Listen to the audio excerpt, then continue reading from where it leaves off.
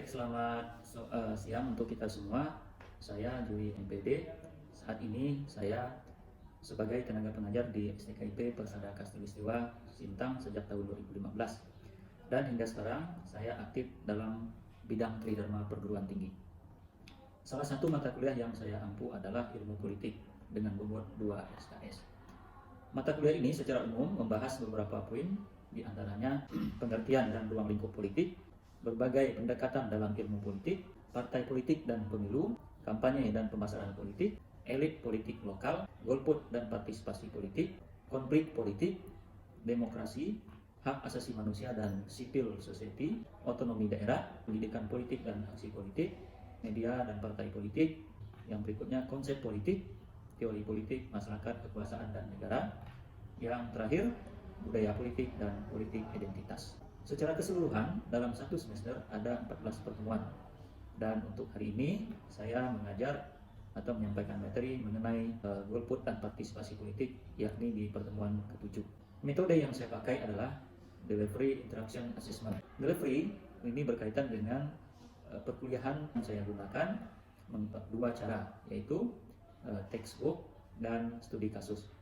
Nah, di textbook ini saya menggunakan beberapa buku yang berkaitan dengan bidang politik. Sedangkan studi kasus, saya seringkali meminta mahasiswa untuk menganalisis berbagai kasus politik, misalnya dalam sengketa pemilu. Interaksi yang dimaksud berupa misalnya tanya jawab.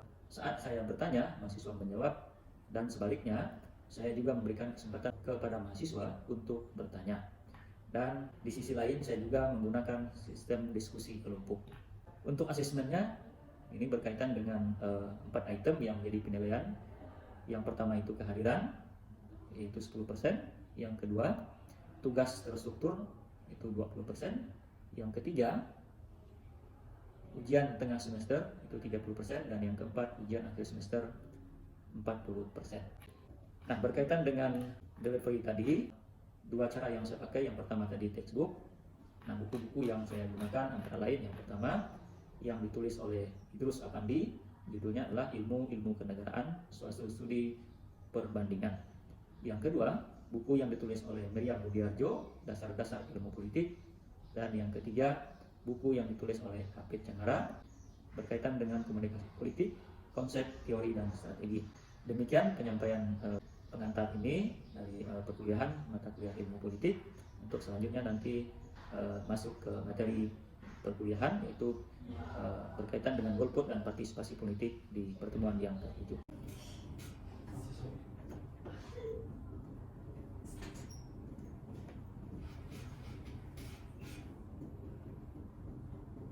Halo, selamat siang semuanya. Selamat siang, Pak.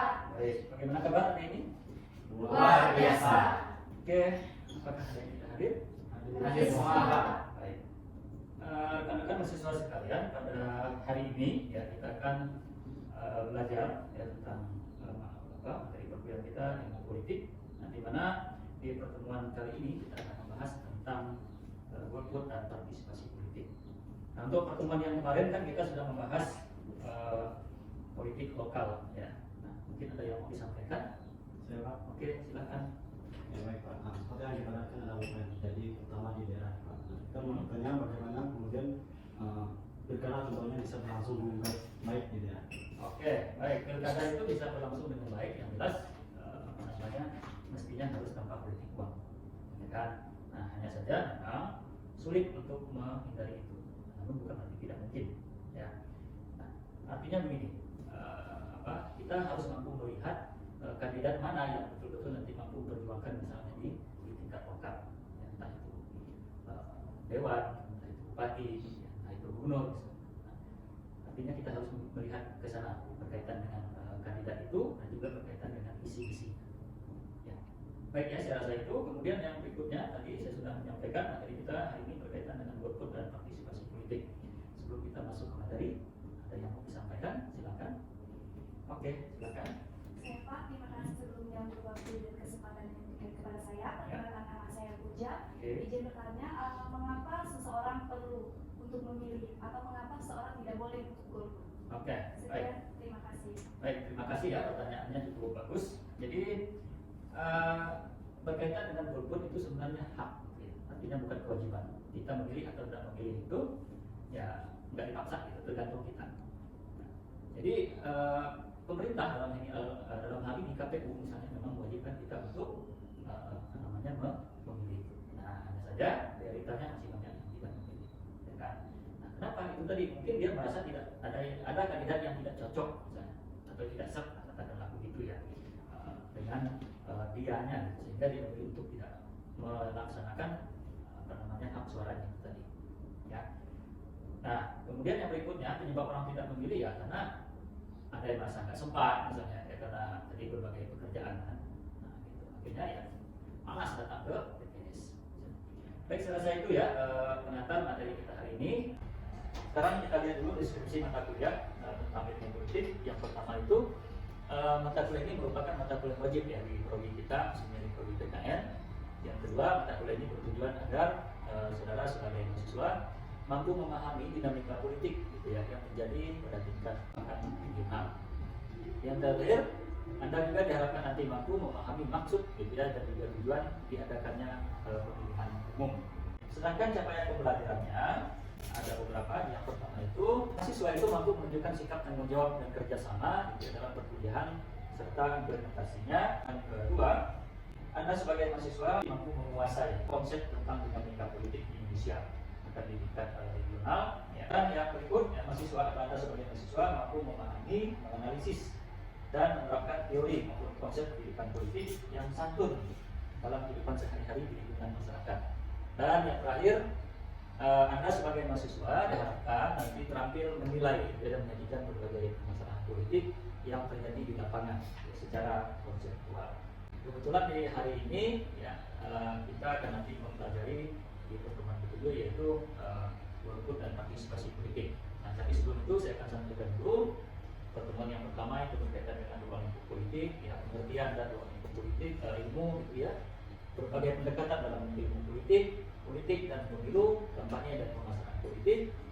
Yang berikutnya elit politik lokal, golput dan partisipasi politik, konflik politik, gitu ya, demokrasi, hak asasi manusia, civil society. Ya. Kemudian yang berikutnya adalah otonomi daerah. Yang berikut lagi pendidikan politik dan aksi politik, media dan partai politik, kemudian konsep politik, teori politik, masyarakat, kekuasaan dan negara, yang terakhir budaya politik dan politik identitas. Jadi setelah itu nanti baru kita akan melaksanakan UAS. Kita masuk dulu ke tujuan mempelajari materi ini. Yang pertama itu yang Anda diharapkan mampu menjelaskan pengertian daripada partisipasi politik. Yang kedua, Anda diharapkan mampu menjelaskan penyebab ya, masyarakat memilih dan juga tidak memilih dalam pemilu. Yang berikutnya, supaya mahasiswa atau Anda mampu menyebutkan berbagai bentuk partisipasi politik. Dan yang berikutnya, mahasiswa mampu menganalisis dinamika politik yang terjadi di tanah air.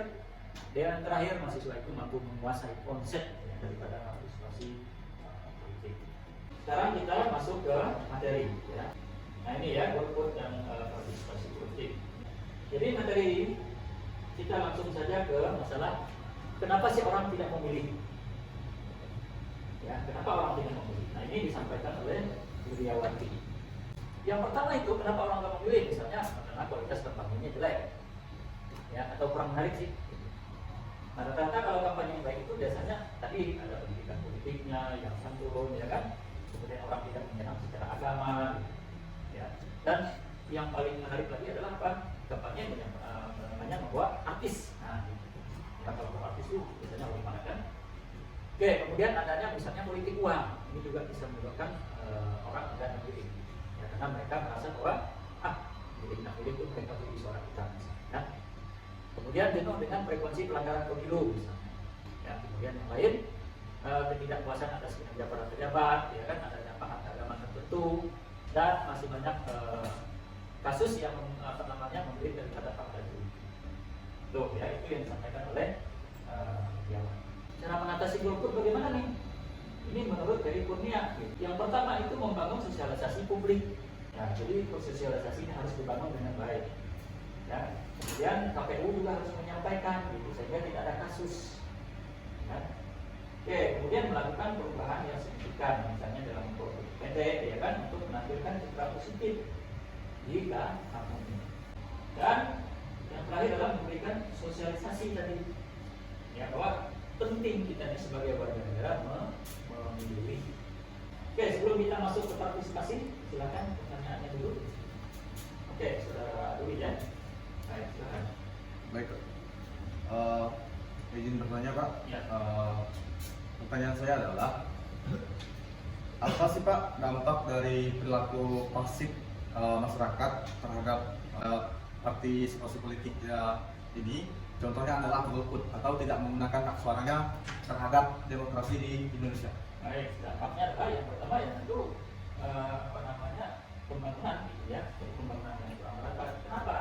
Karena kita tidak memberikan suara kita kepada MPR. Nah, harapannya pilih aja. Toh kita nggak pilih juga, tetap ada pemimpin nanti yang terpilih. Nah, dengan adanya pemimpin yang terpilih, ya tetap aja kena imbas, ya kena imbas daripada kebijakan yang mereka buat. Gitu kira-kira ya. Oke, kita lanjut dulu ya. Nanti yang lain boleh bertanya. Nah, sekarang kita lihat partisipasi nih. Ada secara ekonomis, ya ini berkaitan dengan keikutsertaan, gitu, asal mengikuti segala sesuatu dengan hati yang bela. Rela aja kita ikut itu, nggak ada paksa. Ya, kalau kita merasa terpaksa berarti masih ada iming-iming kan di belakangnya gitu. Nah, ini rela aja gitu ya. Nah, sedangkan politik tadi kalau diartikan secara satu adalah siasat atau strategi. Jadi masing-masing orang itu masing-masing kandidat punya strategi dalam menyampaikan visi dan misinya kepada masyarakat supaya dia bisa terpilih. Oke, silakan pertanyaannya dulu untuk selanjutnya. Silakan, saudara Jenny. Terima kasih atas kesempatannya. Izin bertanya Pak berkenaan dengan partisipasi politik Pak. Ya. Sekarang kita memasuki HUT 4 merupakan tahun politik. Oke. Ya. Sebagai mahasiswa yang memang berasal dari masyarakat desa seperti itu Pak, tentunya saya tahu betul bagaimana realita yang terjadi di desa saya saat menjelang adanya pemilu atau masa kampanye baik kades ataupun pemilu bupati seperti itu Pak. Oke. Berkenaan dengan HUT 4 merupakan tahun politik, apakah ada solusi seperti itu Pak? Banyak masyarakat di desa yang memang sulit untuk mengedukasi karena memang mungkin melakukan pendidikan juga merupakan indikator seperti itu Pak, merupakan faktor.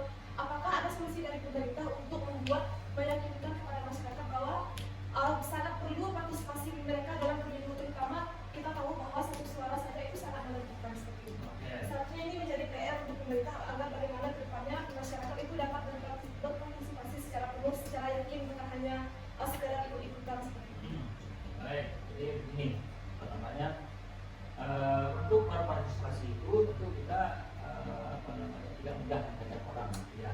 Nah, maka tadi di awal saya mengatakan kadang-kadang ada yang melakukan tindakan-tindakan yang melanggar itu demi mengajak orang untuk memilih. Ya, karena sebenarnya ini tidak diperbolehkan dalam aturan pemilu ataupun aturan yang lain, kan? Nah, harapannya memang kita ini diminta berpartisipasi memang betul-betul ikhlas gitu, untuk nyoblos. Kedua adalah tentu nanti ada pendidikan politiknya. Nah, bagaimana pendidikan politik ini? Pendidikan politik adalah disampaikan oleh kader-kader partai politik yang mengajak warga ini untuk berpartisipasi, dan mereka ini mestinya juga harus menghindari yang namanya misalnya politik uang, ya kan? Apalagi misalnya serangan pajak, kemudian jual beli suara dan lain-lain. Nah, ini mesti harus dihindari. Kalau ini sudah mampu dihindari, ya kan, kampanye berjalan dengan baik, saya rasa juga masyarakat mau berpartisipasi. Alasan masyarakat kadang-kadang tidak mau ikut mencoblos itu tadi. Pertama mungkin mereka bosan dengan apa tadi itu, dengan misalnya kampanye yang baik yang pertama tadi, ya kan. Yang kedua misalnya mereka merasa bahwa tidak ada yang cocok, gitu ya. Ini yang membuat mereka tidak mau. Gitu. Nah, sekarang yang berikutnya bentuk dan partisipasi politik ini ada sampai terus. Pertama itu bisa pemberian suara, yang kedua itu misalnya ikut diskusi tentang politik. Nah, ini biasanya banyak orang jual kopi menjelang tahun politik seperti yang disampaikan oleh sebelumnya. Banyak orang diskusinya. Kemudian berikutnya misalnya dalam rapat umum, ya kan, keanggotaan aktif bahkan pasif, ya, mencari jalan politik, gitu ya, mencari jabatan politik maksud saya. Dan yang berikutnya menduduki jabatan politik. Ya, kemudian yang berikutnya adalah bentuk partisipasi politik dilihat dari tipologi politik. Ada yang aktif, ada yang pasif, gitu ya. Nah, yang aktif ya tentu orang yang memang betul-betul mau berpartisipasi. Yang pasif ini, nah ini yang mesti harus ditingkatkan supaya jadi aktif. Jadi beberapa partisipasi politik juga tadi belum itu. Nah, oke, aku bisa lanjut, silakan pertanyaannya. Oke, silakan. Pak, terima kasih untuk kesempatannya di bertanya. Ya. Di sini saya ingin bertanya soal kaitan dengan partisipasi politik, yaitu di mana terlihat bahwa Indonesia merupakan negara demokrasi, yaitu di mana pemerintahannya itu dari oleh dan untuk rakyat sendiri. Kemudian berkaitan dengan hal tersebut, mengapa masyarakat harus berpartisipasi dalam kegiatan politik? Oke, jadi tujuan kita berpartisipasi adalah supaya ikut membangun Indonesia ini. Itu ada tujuannya. Ya. Nah, bagaimana orang tidak mau berpartisipasi? Berarti mereka menganggap bahwa pembangunan ini diserahkan aja untuk yang lain. Nah, gitu. Jadi harusnya memang kita ini ikut. Ya coba saja lah misalnya. Atau ya paling tidak sekedar diskusi lah mungkin ya tentang politik gitu ya. Memberikan pemahaman kepada apa namanya warga yang telah kita pilih. Ya kan? Nah, jadi harapannya jika kita pilih ya tentu perubahan. Ya kan? Akan harapan kita juga perubahan dari yang kurang baik tadi ke arah yang baik. Itu harapannya. Ya. Jadi saya rasa itu ya harapan dari masyarakat dengan adanya tadi pemilu misalnya yang diadakan 5 tahun sekali kan. Jadi pemilu ini penting. Untuk minggu depan, ya kan? Minggu depan kita diskusi tentang sengketa pemilu itu. Jadi nanti sistemnya adalah ada yang jadi kandidat, ada yang jadi kampanye, ada yang jadi tim ses, ya ada yang jadi apa namanya ketua Bawaslu, ya kan ada yang jadi apa namanya tadi saksi, ya kan ada yang jadi masyarakat, kemudian nanti ada yang jadi terlapor, ada yang jadi pelapor. Ya, jadi minggu depan itu silakan nanti kedua tingkat dulu ya dikomunikasikan dengan teman-teman. Nanti saya tinggal menunggu apa namanya laporannya dan mudah-mudahan nanti kita bisa praktek di minggu depan. Baik. Ya. Baik ya, saya rasa demikian. Terima kasih bersamaan kita. Apa namanya sebelum kita keluar dari ruangan ini atau apa namanya ya keluar dari ruangan ini, silakan. Baiklah teman-teman, sebelum kita mengakhiri pelajaran kita pada hari ini, marilah kita berdoa menurut agama dan kepercayaan kita masing-masing. Berdoa menurut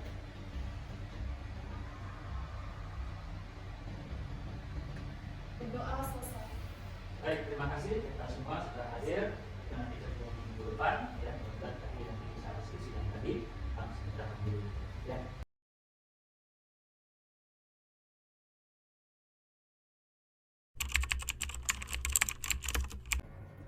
Adil Katalino, Bacarumin Kat Saruga, Basengat Kak Jubata. Saya Duli sebagai calon anggota Dewan Perwakilan Rakyat Daerah memohon doa dan dukungan dari Bapak Ibu supaya saya dapat mewakili dan membawa aspirasi daripada Bapak Ibu. Karena apa Bapak Ibu harus memilih saya? Karena saya membawa visi misi sebagai berikut. Visi saya adalah mewujudkan Dewan Perwakilan Rakyat Daerah sebagai lembaga legislatif yang kuat, merakyat, dinamis dan transparan dalam memperjuangkan aspirasi guna mencapai dengan misi 1. Meningkatkan kualitas, kapabilitas, dan kapasitas anggota Dewan Perwakilan Rakyat Daerah dan elemen Dewan Perwakilan Rakyat Daerah. 2. Meningkatkan optimalisasi fungsi legislasi, penganggaran dan pengawasan. 3. Meningkatkan partisipasi masyarakat dalam pengambilan kebijakan-kebijakan publik. 4. Mendorong terwujudnya penyelenggaraan pemerintahan yang transparan, bersih dan akuntabel. Ingat Bapak Ibu, coblos nomor urut 4 atas nama Duli pada pemilu 14 Februari 2024. Adil Katalino, Bacuramin Kak Saruga, Basengat Kak Jubata. Selamat pagi Bapak Ibu sekalian. Saya ucapkan terima kasih kepada Bapak Ibu yang sudah bersedia hadir di tempat ini. Di sini saya sebagai ketua tim pemenangan Bapak Duli yang merupakan calon anggota Dewan Dapil 2. Saya harap Bapak Ibu sekalian untuk mencoblos nomor 4. Jangan lupa pada tanggal 14 Februari 2024 untuk mencoblos Bapak Duli. Hidup nomor 4. Hidup! Hidup nomor 4. Hidup! Hidup nomor 4. Hidup!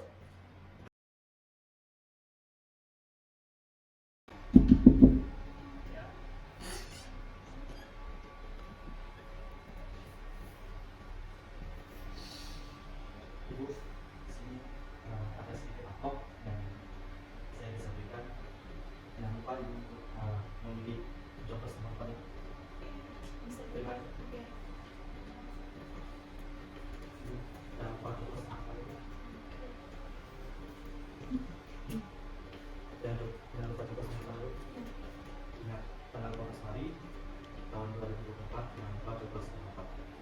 kasih Ibu untuk ketersediaannya untuk Bapak Ibu polis kami. Saya ucapkan terima kasih. Jangan lupa coba semangat.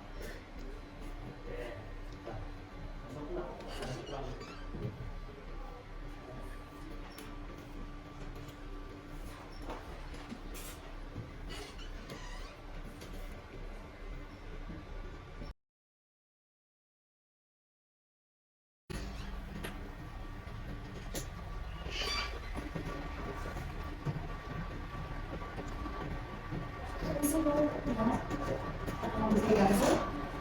Berikut kami dari tokoh masyarakat ingin melaporkan berkaitan dengan beberapa hari lalu telah dilaksanakan kampanye di desa kami.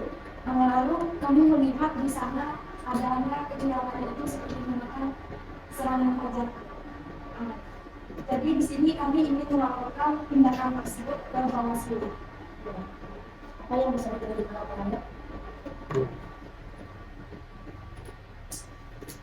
Oh, ini buktinya.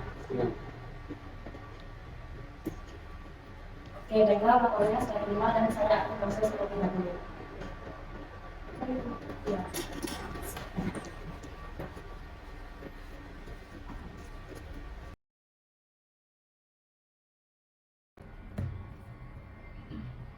Halo, selamat pagi. Apakah benar ini dengan Bapak Duli? Oh iya, kalau benar, apakah surat yang kami kirim dari kantor Bawaslu 3 hari yang lalu sudah Bapak terima?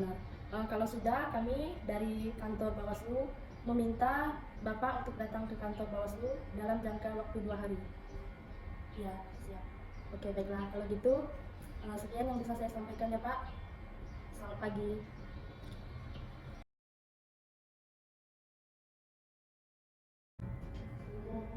Halo, selamat siang menjelang sore Bu. Ya, apakah benar ini dengan Ibu Mary? Oh iya, baiklah. Begini Bu, jadi saya dari kantor Bawaslu untuk memberitahukan bahwa di jangka waktu 2 hari nanti apakah Ibu bisa datang ke kantor, karena kemarin laporan yang Ibu lapor saya terima. Jadi nanti Ibu datang berdua dengan Pak Heru. Baiklah. 2 hari ya Bu jangka waktunya datang ke kantor. Baik, siap. Kalau begitu saya tutup teleponnya ya Bu. Ya, selamat siang menjelang sore.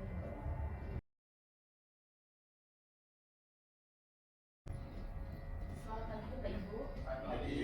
Terima kasih sudah datang dan berkenan hadir di kantor Bawaslu ini.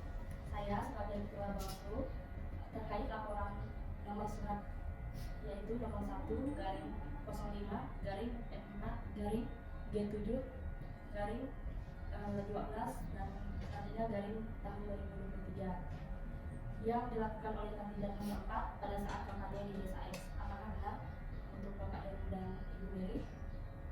Ya, benar. Karena kami langsung menyaksikan saat adanya kampanye dan di saat ketua tim kemenangan dari Dapil 2 yaitu di nomor urut 4 membagikan amplop kepada masyarakat.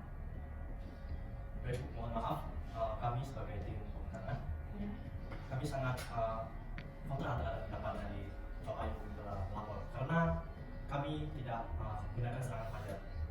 Lalu? Kami sangat tidak terima atas laporan ini. Kami akan menuntut Bapak Ibu ini ke kantor polisi karena telah menyebarkan nama baik dan memfitnah kami. Apakah ada bukti bahwa Anda tidak benar melakukan serangan pajak kepada masyarakat? Karena saya dan Bapak Heru ini melaporkan karena kami sudah punya sudah memiliki buktinya dan kami juga memiliki saksi atas kebenaran dari laporan yang kami berikan kepada kantor Bawaslu beberapa hari yang lalu. Oke, baiklah. Sebentar ya Pak. Sebelumnya boleh saya melihat bukti tersebut lagi? Baik, untuk memperkuat laporan kami tersebut, di sini kami akan menunjukkan buktinya. Nih. Iya Pak.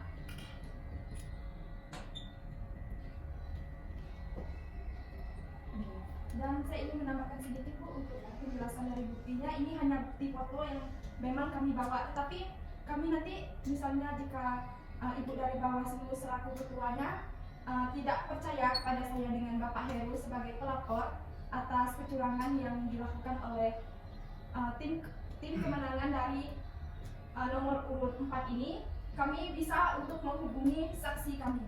Boleh, silakan. Halo Pak, bisa datang ke kantor Bawaslu sekarang? Nah, baik, saya tunggu ya.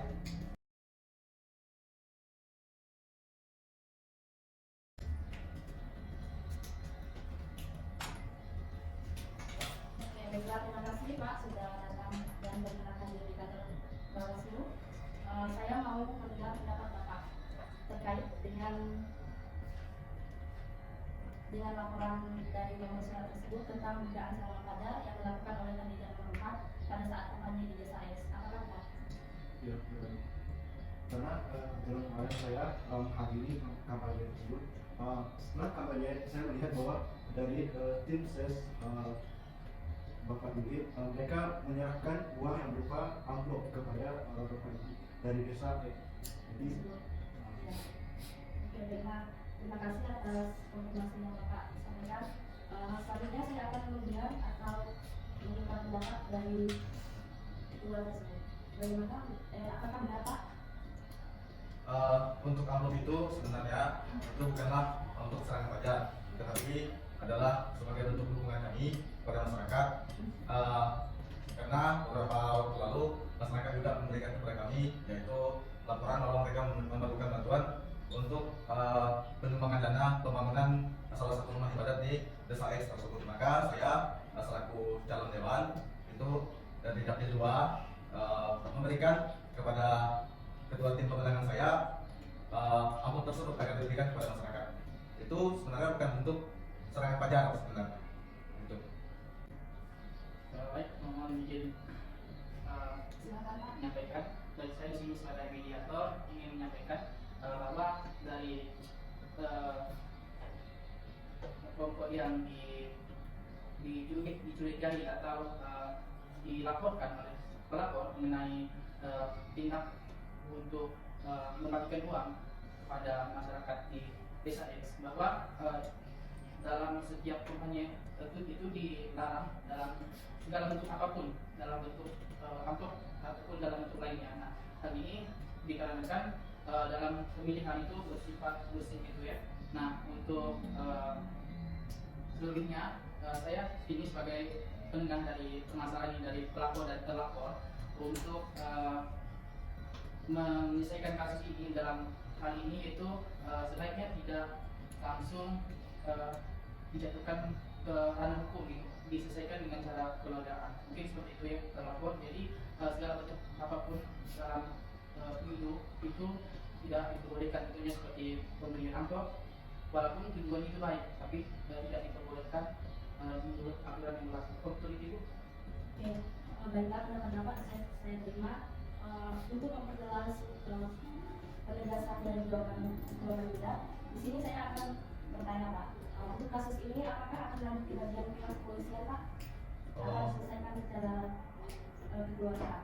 Maaf Ibu, mungkin seperti yang disampaikan oleh Pak Edo sebagai mediator, mungkin terjadi kesalahan dari pihak kami karena masalah pemberian uang itu bersangkutan dengan pada saat kampanye. Kami dari nomor 4 sebagai calon Dewan Perwakilan Daerah Kabupaten Sintang ini kami mohon maaf karena terjadi pelanggaran di desa pada saat kampanye di Desa X. Kami berjanji untuk tidak mengulangi lagi kesalahan-kesalahan tersebut di kemudian hari.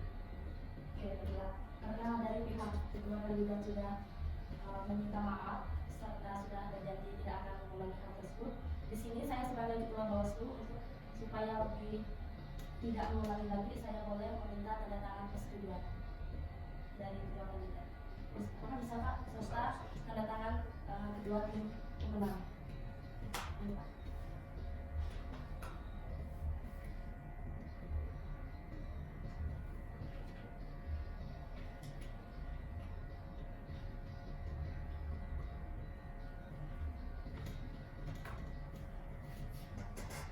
Oke, baiklah, terima kasih. Jadi permasalahan ini yaitu tentang bukti serangan fajar di desa tersebut diselesaikan secara kekeluargaan Pak. Baiklah. Selanjutnya saya meminta pendapat dari pihak pelapor dari masyarakat yaitu Pak Yadul Jamudari. Baik Bu, terima kasih. Di sini saya selaku masyarakat untuk misalnya jika hal tersebut memang dari kandidat ini sudah berjanji untuk tidak mengulangi kesalahannya lagi, namun dari masyarakat mungkin bisa ditinjau ke kepolisian agar ada efek jerah. Dan atau misalnya jika tidak ke kepolisian, apakah ada misalnya bukti dari dua kandidat ini bahwa mereka tidak akan mengulangi kesalahannya lagi? Baik, bukti untuk Silakan, Pak. ya, baik. Saran dari saya sebaiknya untuk melengkapi kebenaran atau meyakinkan dari pelapor, lalu bisa dari pihak pelapor telah minta maaf terlebih dahulu kepada yang melaporkan bahwasanya yang pelapor ini tidak akan mengulanginya, maka kita sebaiknya membuat sebuah berita acara untuk surat berita acara mengenai bahwa isinya itu mengenai bahwa yang dilaporkan ini tidak mengulangi kesalahan yang sama seperti itu dan bisa kami jawabkan secara hukum. Mungkin seperti itu. Oke, jadi selanjutnya saya tanyakan bagaimana menurut Pak Heru sama Bu Mary, apakah bisa terima dari pendapat kandidat bahwa dugaan serangan ini bisa diselesaikan secara kekeluargaan? Langkah selanjutnya yaitu mengeluarkan berita acara, dan dimohon untuk Bapak Ibu bisa tunggu sebentar karena berita acaranya akan keluar beberapa menit kemudian. Acara pada hari ini Jumat 16 Januari tahun 2023 telah melaksanakan mediasi terkait dugaan serangan fajar yang dilakukan kandidat nomor 4 dan 2. Dengan ini kami menyatakan bahwa permasalahan tersebut telah diselesaikan secara kekeluargaan melalui mediator. Para pihak yang bertanda tangan di bawah ini, yang pertama yaitu pihak terlapor, yang kedua pelapor, dan yang ketiga saksi, yang keempat mediator, dan yang terakhir ketua Bawaslu. Silakan kepada pihak untuk menandatangani.